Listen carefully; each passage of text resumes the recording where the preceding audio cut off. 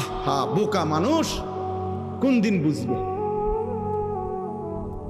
বোকা বাপগুলো কোন দিন বুঝবে?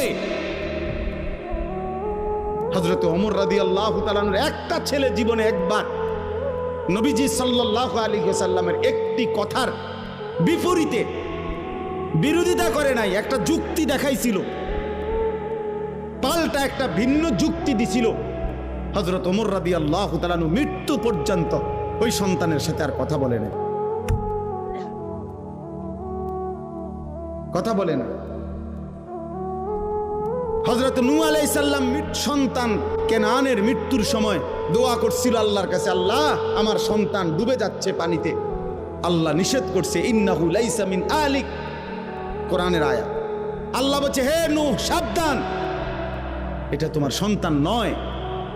ইন্নাহু আমালুন গায়রু সালেহ, এটা বেআমল, গায়রু সালেহ, এর সমস্ত কর্ম অসৎ কর্ম, এ নাফরমান, আল্লাহকে সেজদা দেয় নাই, মালিকের গোলামি করে নাই, এটা তোমার সন্তান হইতে পারে না।